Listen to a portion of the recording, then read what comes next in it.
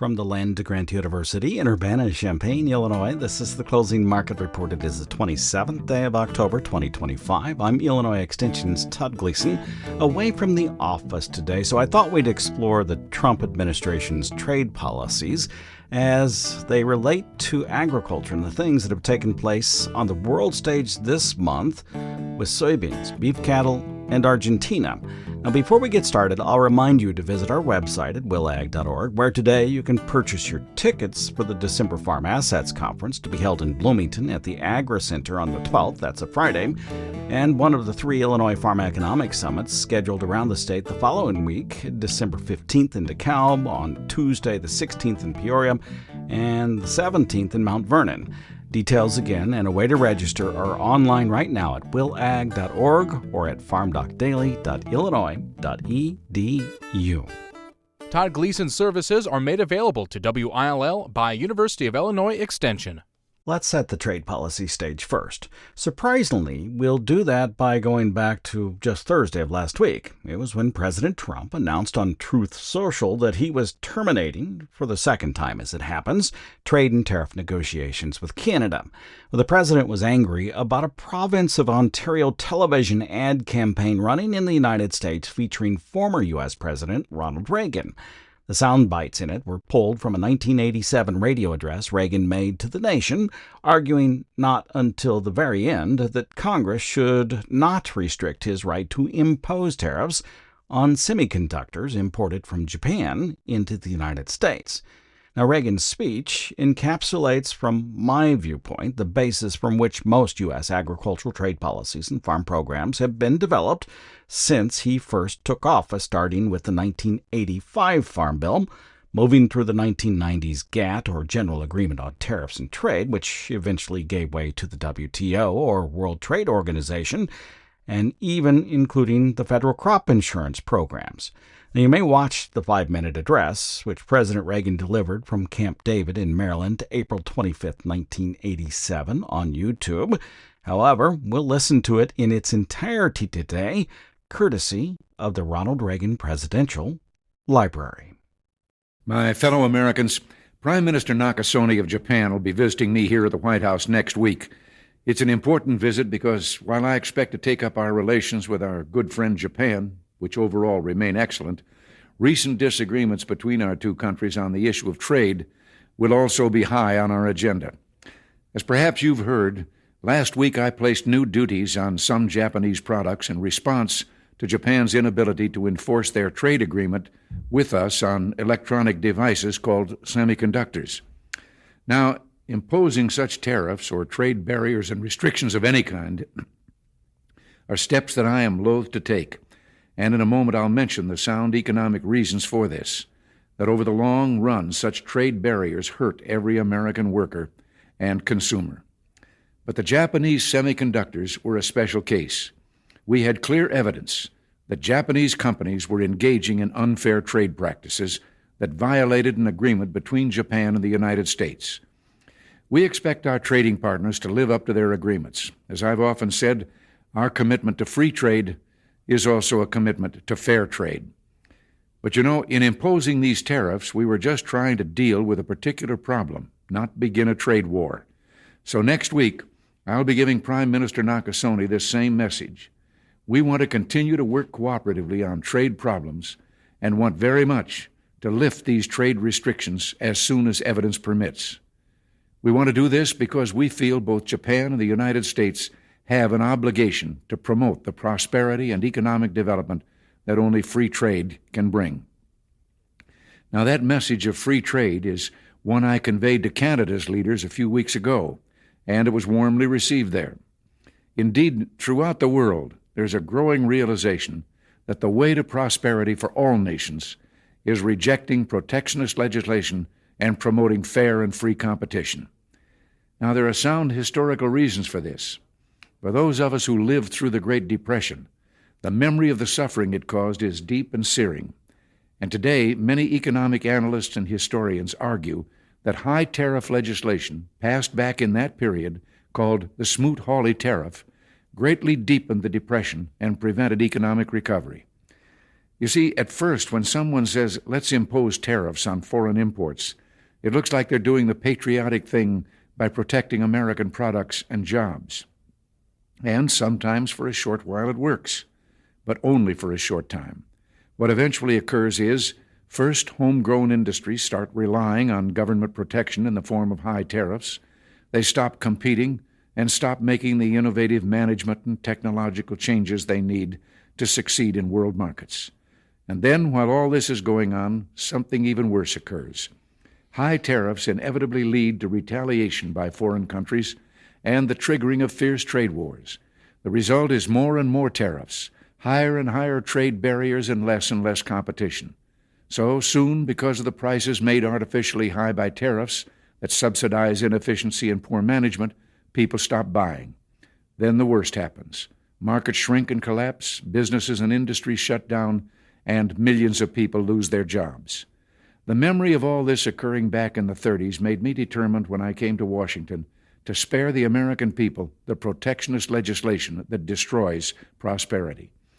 Now, it hasn't always been easy. There are those in the Congress, just as there were back in the 30s, who want to go for the quick political advantage, who risk America's prosperity for the sake of a short-term appeal to some special interest group, who forget that more than 5 million American jobs are directly tied to the foreign export business, and additional millions are tied to imports. Well, I've never forgotten those jobs, and on trade issues, by and large, we've done well. In certain select cases, like the Japanese semiconductors, we've taken steps to stop unfair practices against American products, but we've still maintained our basic long-term commitment to free trade and economic growth. So, with my meeting with Prime Minister Nakasone and the Venice Economic Summit coming up, it's terribly important not to restrict a president's options in such trade dealings with foreign governments. Unfortunately, some in the Congress are trying to do exactly that. I'll keep you informed on this dangerous legislation because it's just another form of protectionism, and I may need your help to stop it. Remember, America's jobs and growth are at stake. Until next week, thanks for listening, and God bless you. Well, that was Ronald Reagan from 1987 making a radio address to America about free and fair trade. Again, we're using it as a starting point for the dust-up President Donald Trump has been having with U.S. farmers this month. Now, because on average most U.S. farmers came of age in the 1980s, the trade policies they and the organizations which represent them have overwhelmingly supported are free and fair trade ideals like Reagan was espousing. Or they did until 2015, when then-candidate Donald Trump was arguing against TPP, or the Trans-Pacific Partnership.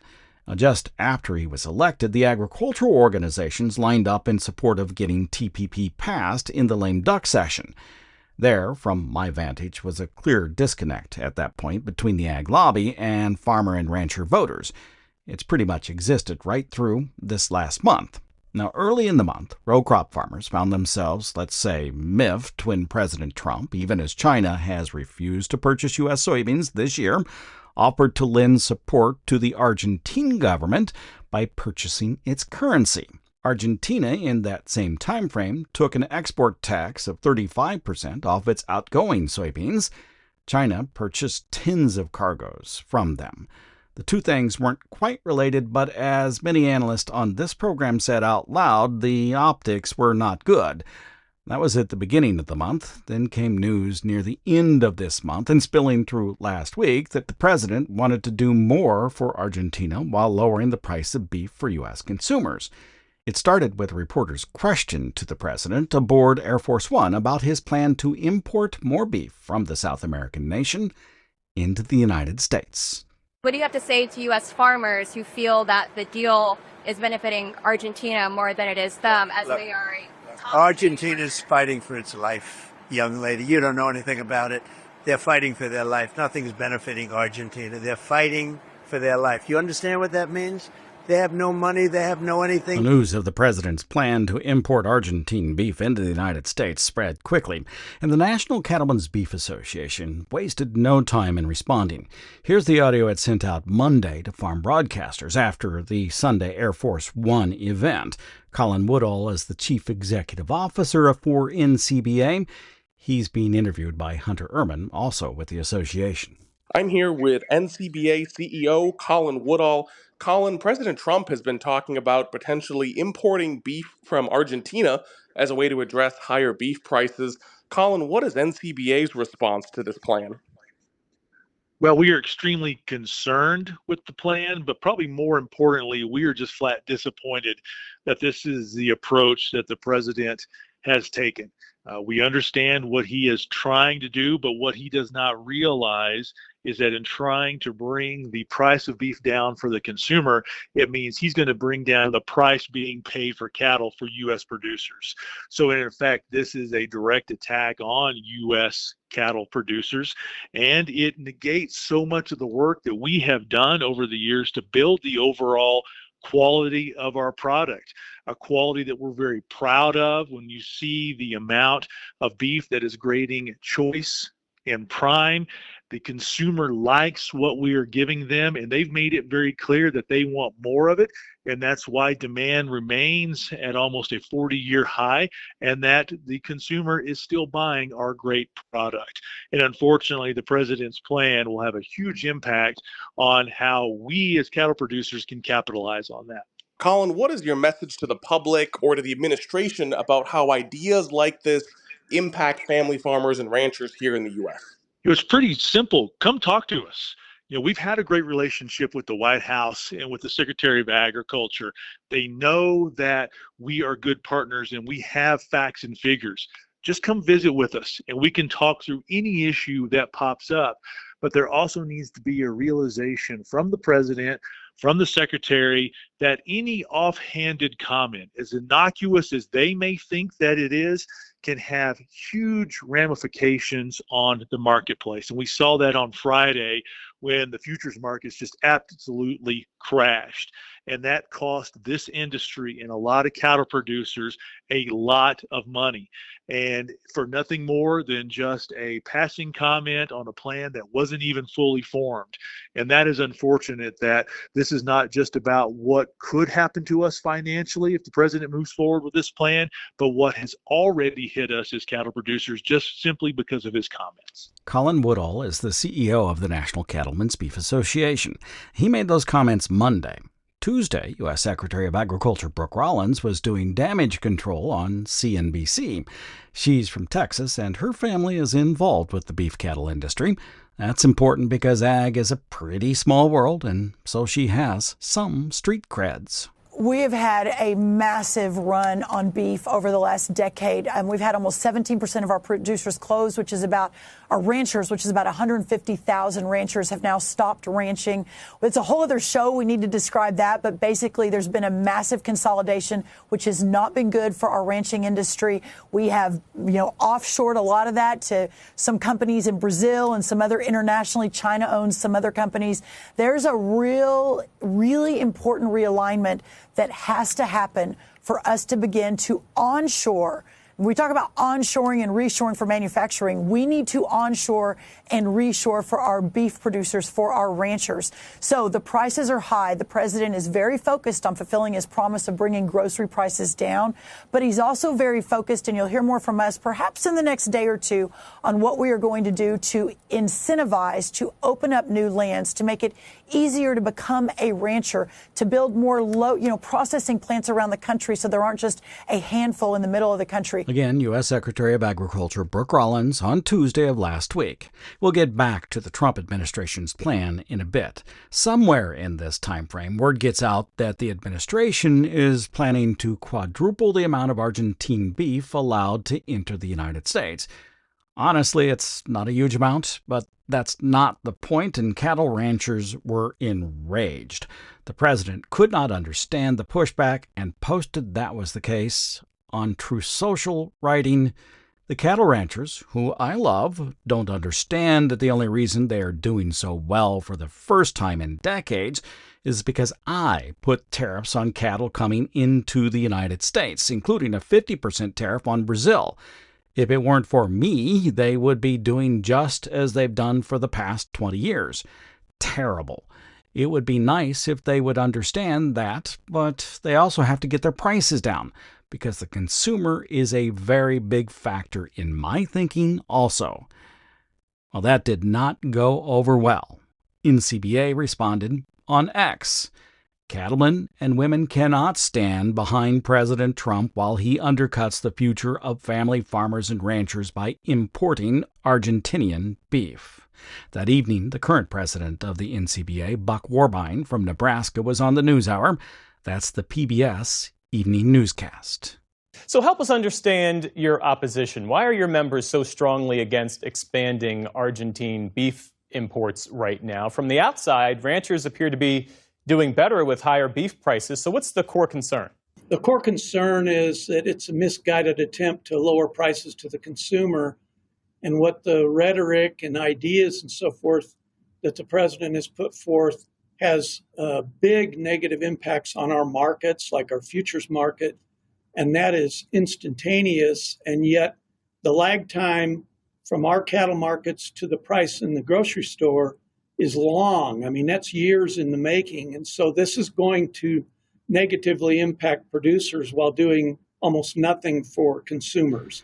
So ranchers generally oppose President Trump's plan to buy more beef from Argentina, arguing it will negatively impact their markets and do little to lower consumer prices.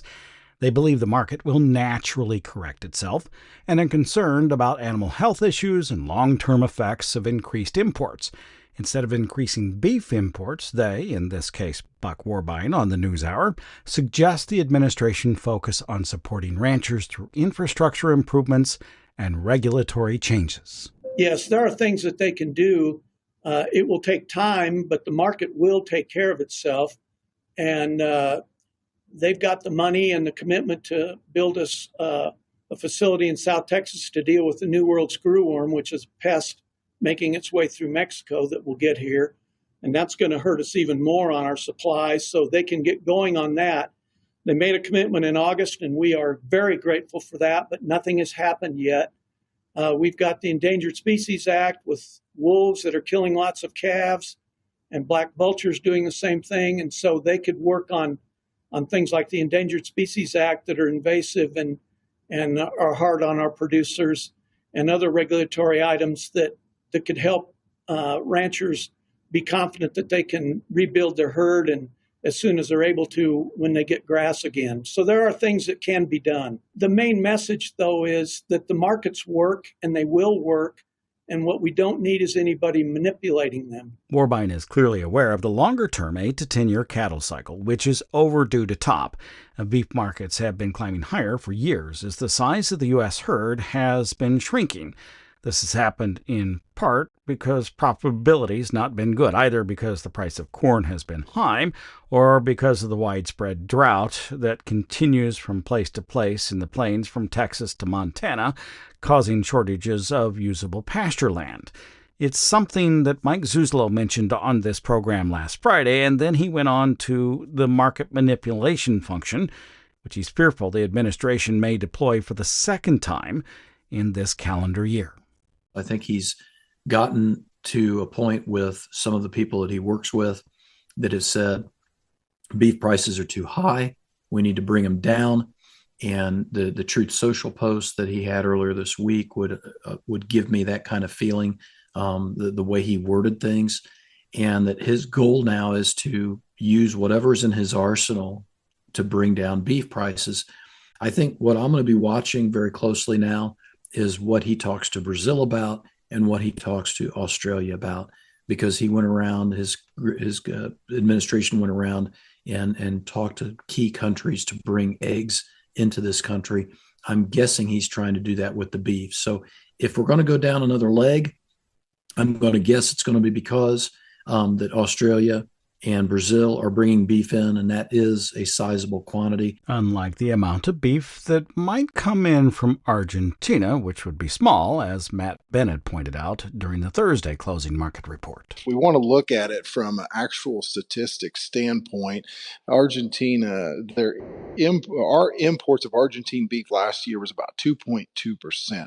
And so that amounted to, if we go ahead and increase to 80,000, you're probably only going to raise our imports from them.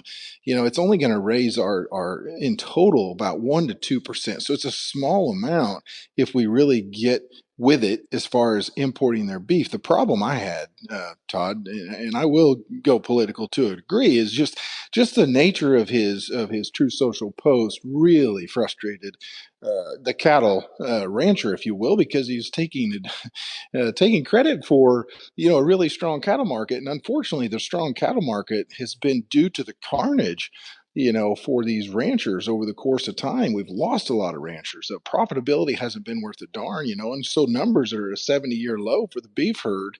That's why the market's up. It's got nothing to do with tariffs. So that was a very frustrating thing for this cattle, rancher, if you will. As far as the market's concerned, I think more than anything, what it did was it spooked your fund money, because funds understand that one tweet or True Social post can certainly change the dynamics of the market. And that's been a market they've been extremely long for quite some time. And so I think that what it does is it kind of spooks those guys. And I'm not so sure that they're going to want to stay long when one tweet can wreck the whole thing. The Trump administration did put out a plan to manage the carnage in the beef cattle world, though mostly it was ignored, as producers and analysts alike were all too aware the market was already poised to make a correction lower. I asked longtime WILL analyst Ellen Dearden during Commodity Week how she viewed the week's activities.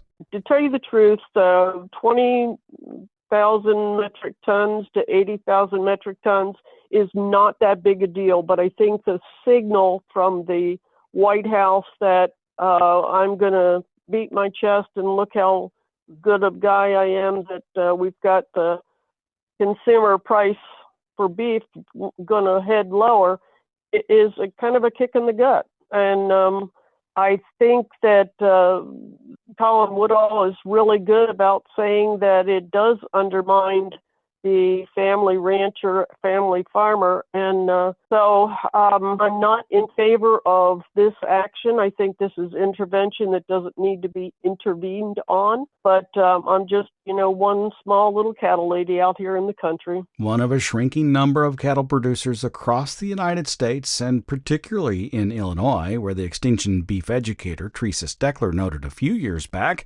the exit of beef producers, large and small, from the sector at such a rapid pace that it worried the state ag associations. Ag's a small world. Beef production is an even smaller piece of that world that works 365 days a year, caring for animals. There are no breaks in the livestock sector, no days off, no vacations, and they do not like it when somebody manipulates the marketplace. You've been listening to the Closing Market Report from Illinois Public Medium on this Monday afternoon. If you'd like to hear it again, you can do so on our website at willag.org, willag.org. I'm Extension's Todd Gleason.